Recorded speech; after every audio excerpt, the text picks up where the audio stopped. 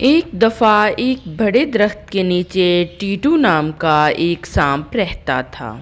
وہ بہت بڑا ہو چکا تھا اور خوراک کے لیے شکار نہیں کر سکتا تھا۔ اب اس نے سوچا، اب بغیر محنت کیے مجھے خوراک تلاش کرنے کا سوچنا چاہیے۔ جلدی ہی اسے ایک ترکیب سوجھی۔ وہ ایک ایسی جگہ گیا جہاں بہت ساری چڑیاں تھیں۔ اداس منہ بنا کر چڑیوں کے قریب بیٹھ گیا۔ ایک دن ایک چڑیا نے کہا، صاحب، آج کل آپ شکار نہیں کرتے؟ سانپ بہت افسردہ آواز میں بولا، ہاں دوست، کل رات میں نے کسی چیل کے بیٹے کو کاٹ لیا تھا اور وہ مر گیا۔ اس نے میرے سے وعدہ لیا ہے کہ آپ نے پوری زندگی ہمارے جنگل کی حفاظت کرنی ہے۔ جو بھی وہ تمہیں کھانے کو دیں اس پر تم نے اپنی زندگی گزارنی ہوگی، اسی لیے میں تمہاری خدمت کرنے یہاں آیا ہوں۔ بہت جلد یہ خبر رانی چڑیا تک پہنچ گئی۔ وہ فوراً سانپ کے پاس گئی کہ اسے پتہ تو چلے جو باقی چڑیاں کہہ رہی ہیں کیا یہ سچ ہے۔ چالاک سانپ نے رانی چڑیا کو یقین دلایا کہ جو چڑیاں کہہ رہی ہیں وہ بالکل سچ ہے۔ رانی چڑیا بہت خوش ہوئی اور سیدھا سانپ کی پیٹھ پر چڑھ کر بیٹھ گئی۔ باقی چڑیا بھی رانی چڑیا کی طرح سانپ کی پیٹھ پر چڑھ کر بیٹھ گئیں۔ سانپ بہت خوش ہوا۔ سانپ چڑیوں کو اپنی پیٹھ پر بٹھا کر آہستہ آہستہ ٹہلنے لگا۔ رانی چڑیا نے سانپ سے پوچھا، دوست، تم پہلے کی طرح تیز کیوں نہیں چلتے؟ میرے پاس کھانے کو کچھ نہیں، میں تیز چلنے میں بہت کمزوری محسوس کر رہا ہوں۔ تو ٹھیک ہے، سب سے چھوٹی چڑیا جو تمہاری پونچھ پر بیٹھی ہے، تم اسے کھا سکتے ہو۔ یہ سن کر تو سانپ کی خوشی کا ٹھکانہ نہ رہا۔ اس نے جلدی سے جھپٹا مار کر چڑیا کو کھا لیا۔ اسی طرح روز رانی چڑیا سانپ کی پیٹھ پر چڑھتی اور آخر میں سانپ کو ایک چڑیا کھانے کو کہہ دیتی۔ اسی طرح سے بہت دن بیت گئے اور سانپ جنگل کی بہت ساری چڑیاں کھا چکا تھا، ایک رانی چڑیا کو چھوڑ کر۔ ارے، اس بارے میں تو رانی چڑیا کو بھی نہیں پتا تھا۔ اگلے دن رانی چڑیا نے سانپ کی پیٹھ پر گھومنے کے بعد پھر وہی کہا، پونچھ کے پاس بیٹھی آخری چڑیا کو تم کھا سکتے ہو۔ سنتے ہی سانپ فوراً رانی چڑیا کو نگل گیا۔ اسی طرح پورے جنگل کی چڑیا ختم ہو گئی۔ انہوں نے دشمن پر یقین جو کیا تھا۔ ایک گھنے جنگل میں بلی اپنے گھر میں سونے جا رہی تھی۔ تبھی اس نے اپنے گھر کے باہر ایک چھوٹی سی تتلی کو زخمی دیکھا۔ ارے، تتلی کو کیا ہو گیا؟ اسے تو بہت چوٹ لگی ہے، میں تو اسے پکڑ ہی نہیں پاؤں گی، یہ تو بہت چھوٹی ہے۔ مجھے تتلی کی مدد کرنے کے لیے کسی کو بلانا پڑے گا۔ بلی نے کبوتر کو دیکھا اور اسے آواز لگائی، ارے کبوتر جی، سنو، جلدی دیکھو تتلی کو کیا ہو گیا۔ مہربانی کر کے آپ اسے اٹھا کر ڈاکٹر صاحب کے پاس لے جائیں، نہیں تو بیچاری مر جائے گی۔ ارے بہن بلی، یہ تتلی بہت نازک ہوتی ہے، اگر میں نے اسے اٹھایا تو یہ مر جائے گی۔ تو اب ہمیں کیا کرنا چاہیے کبوتر؟ کیا تم کسی ڈاکٹر کو جانتی ہو؟ ہاں، ہم چڑیا کی مدد لے سکتے ہیں، وہ نرس بھی ہے، انہوں نے بہت سارے جانوروں کی جان بھی بچائی ہے، ہمیں ان سے مدد لینی چاہیے۔ ہاں، چڑیا ملائم بھی ہوتی ہے، وہ اس تتلی کو اٹھا بھی پائے گی۔ کبوتر نے چڑیا کو بلایا، چڑیا جی، تتلی مر جائے گی، اسے بہت چوٹ لگی ہے، آپ اسے اٹھا کر جلدی سے اس کا علاج کریں۔ ہاں، میں ابھی اس کی مدد کرتی ہوں۔ چڑیا نے تتلی کو اٹھایا اور اپنے گھر لے گئی۔ اس کے ساتھ کبوتر اور بلی بھی تھے۔ کچھ ہی دنوں میں تتلی پھر سے پہلے جیسی ہوئی۔ تتلی پوری طرح سے ٹھیک ہو گئی۔ اس نے سبھی کا شکریہ ادا کیا۔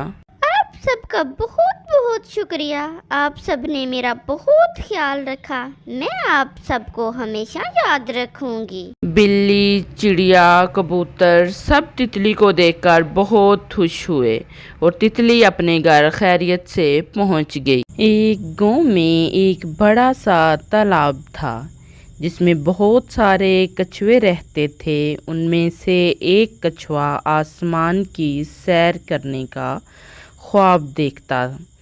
گاؤں کے تمام جانور اور پرندے اس تالاب میں آ کر پانی پیتے۔ جب بھی کوئی پرندہ تالاب کے کنارے پانی پینے آتا اور پھر اڑنے لگتا تو انہیں دیکھ کر کچھوے کا بھی اڑنے کو بہت دل کرتا۔ بیچارہ کچھوا خود سے اڑنے کی بہت کوشش کرتا، لیکن وہ تو کچھوا تھا، اسی لیے وہ اڑ نہیں سکتا تھا۔ ایک دن کچھوے کو ایک ترکیب سوجھی۔ اس نے تالاب کے پاس بیٹھی چیل سے پوچھا، باجو چیل جی، میں نے آپ کو اڑتے ہوئے کئی بار دیکھا ہے۔ آسمان میں اوپر پہنچ کر کتنا مزہ آتا ہوگا، ہے نا؟ کاش میں بھی آسمان میں اڑ سکتا۔ باجو چیل، کیا آپ میری یہ خواہش پوری کر سکتے ہیں؟ تم ٹھیک کہتے ہو کچھوے، آسمان میں اڑنے میں بہت مزہ آتا ہے، لیکن میں تمہاری کوئی مدد نہیں کر سکتا۔ اڑنا تو بس پرندے ہی جانتے ہیں۔ میرے پاس ایک ترکیب ہے باجو جی، آپ تو بہت طاقتور ہیں۔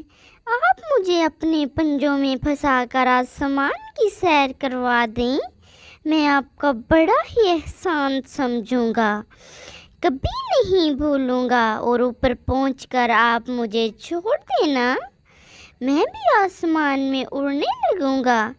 ہاں، ایسا کر سکتے ہیں آپ، کیوں باجو جی؟ ایسا کیسے ہو سکتا ہے کچھوے؟ اگر میں نے تمہیں آسمان میں چھوڑ دیا تو تم نیچے گر جاؤ گے، تمہاری جان بھی جا سکتی ہے۔ ایسا کچھ نہیں ہوگا باجو چیل، بس آپ مجھے آسمان کی سیر پر لے جائیں۔ بہت سمجھانے پر بھی کچھوے نے باجو چیل کی بات نہیں مانی۔ تبھی باجو چیل کچھوے کو آسمان کی سیر پر لے گئی۔ اوپر پہنچ کر کچھوا بہت خوش ہوا۔ اس نے باجو چیل سے کہا، باجو، آپ کا بہت بہت شکریہ، آپ نے میرا خواب پورا کر دیا۔ ارے واہ، آسمان میں کتنا مزہ آ رہا ہے، اب آپ مجھے چھوڑ دیں، میں بھی اڑنے لگوں گا۔ کچھوے کی خوشی کی کوئی انتہا نہیں تھی، لیکن جس کا ڈر تھا وہی ہوا۔ کچھوا جا کر سیدھا زمین پر گرا اور اس کے سارے خواب ٹوٹ۔ ایک دن ایک بھوکی بلی کو جنگل میں ایک بڑا سا جانور مرا ہوا ملا۔ واہ واہ، مزہ آ گیا، آج تو پیٹ بھر کر کھاؤں گی۔ بلی نے ایسا سوچا، وہ ایک ہی چھلانگ میں جانور کے اوپر چڑھ گئی اور اسے جلدی جلدی کھانے لگی، لیکن اس کے گلے میں بہت بڑی ہڈی پھنس گئی اور کھانے میں ناکام رہی۔ بلی مدد کے لیے ایک سارس کے پاس گئی جو ندی کے پاس رہتا تھا۔ بلی نے سارس سے کہا، دوست، میری مدد کرو، میرے گلے میں ہڈی پھنس گئی ہے، اپنی لمبی چونچ سے تم اسے نکال سکتے ہو، میں تمہیں جو چاہو گے انعام دوں گی، بس تم یہ ہڈی نکال دو۔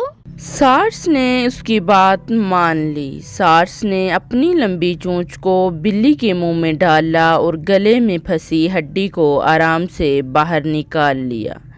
ہڈی باہر نکلنے کے بعد سارس نے بلی سے کہا، لاؤ، میرا انعام دے دو، تم نے وعدہ کیا تھا۔ چالاک بلی ہنسنے لگی اور بولی،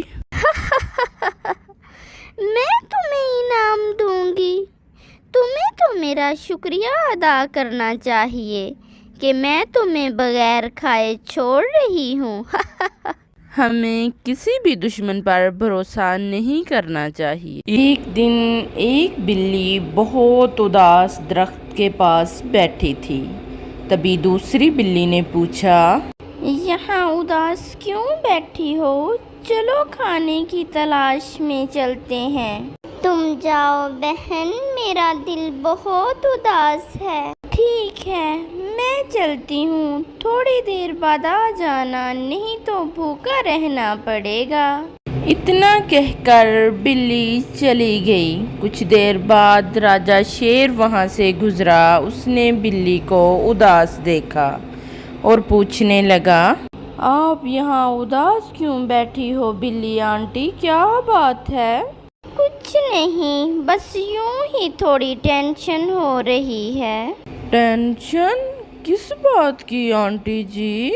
اب میں آہستہ آہستہ بوڑھی ہو رہی ہوں، کھانے کی تلاش میں بہت گھومنا پڑتا ہے، اور برسات میں میرے پاس رہنے کے لیے کوئی جگہ نہیں۔ کچھ سمجھ نہیں آتا آگے چل کر میرا کیا ہوگا۔ بس اتنی سی بات؟ ہا ہا ہا، بالکل ٹینشن مت لو، آپ چاہو تو برسات میں میرے ساتھ رہ سکتی ہو، اور کھانا تو ہم مل جل کر کھا ہی سکتے ہیں، بس میں دودھ نہیں پیتا بلی آنٹی۔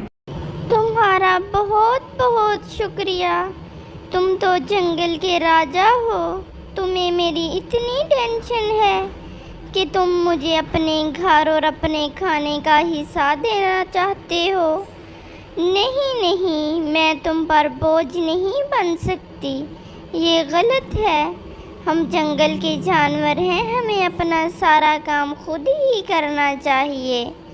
تم نے میرے لیے اتنا سوچا، یہی کافی ہے بیٹا۔ بلی اٹھی اور کھانے کی تلاش میں جانے لگی۔ تبھی اچانک بارش ہونے لگی۔ چلو چلو میرے ساتھ، جلدی کرو۔ شیر بلی کو لے کر اپنے گھر چلا گیا اور بلی سے کہنے لگا، آنٹی ہو آپ میری، جنگل کے تمام جانور مجھے بہت پیار کرتے ہیں، لیکن آپ سب سے الگ ہیں، کیونکہ آپ میری آنٹی جو ہو۔ آج سے آپ میرے ساتھ ہی رہو گی آنٹی، آپ کو نہیں جانے دوں گا میں۔ بلی بہت خوش تھی، اس کی ٹینشن اب ختم ہو چکی تھی، اور شیر راجا ہوتے ہوئے بلی سے بہت پیار کرنے لگا۔ ہمیں بڑوں کا خیال رکھنا چاہیے۔ پیارے دوستو، سٹوری کیسی لگی ہے پلیز لائک کریں، کمنٹ کریں، اپنے دوستوں کے ساتھ شیئر کریں، چینل کو سبسکرائب کر دیں، ساتھ میں بیل آئیکن کو دبائیں تاکہ ہر آنے والی ویڈیو سب سے پہلے آپ کے پاس پہنچے۔